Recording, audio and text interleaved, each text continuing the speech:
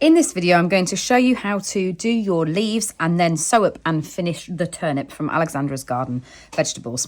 So the way that the leaves are created is you're going to have crocheted a long stem, and this is how a lot of the vegetables leaves are done in the book, the carrot as well and a few others. So you'd have crocheted a long central stem, and then all you do is you work stitches into that stem in order to create a shape that reflects the leaves on the vegetable that you're making. So with the turnip, it's one of the easiest ones, so it's a great one to start with.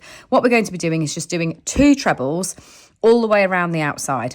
And what that means is you're holding the little stem that you made there like that.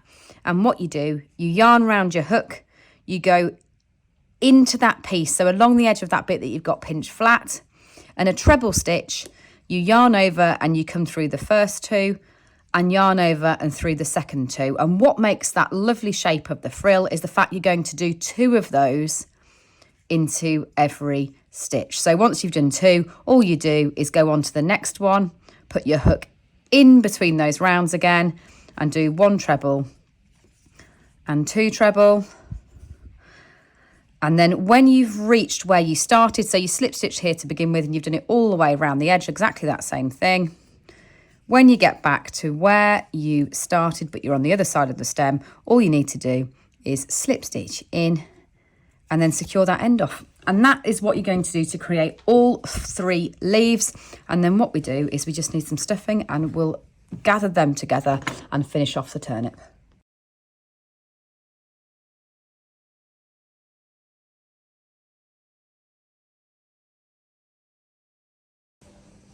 So to create quite a natural shape on this turnip, what I've done when I've gathered my ends is I'll actually pull that quite tight in. So rather than leave it as a ball, pull that down and fasten that off somewhere so that it creates that lovely indent shape for us to sew the leaves on the top.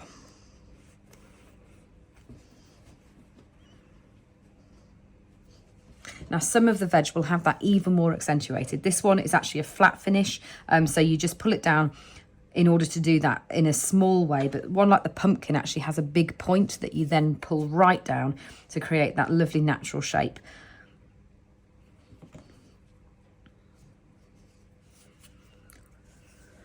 So once you've got your 3 leaves, sew them together at the bottom, and what that means is get all of your ends like that, and it's best to attach these together first. So you'll have 3 long ends, lay them on top of each other and just attach these together.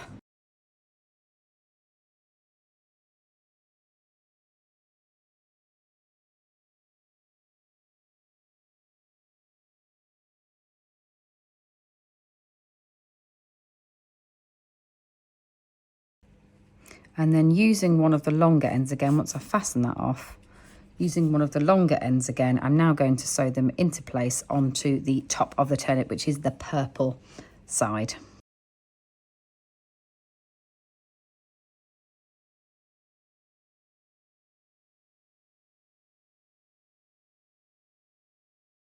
Then when it comes to choosing the front, you have got a colour change jog here. So I would put that to the back and sew your eyes onto the other side. And what's key to making this one look like a masked bandit, that's the one that I like to think of like that, is sewing the eyes just above that colour change.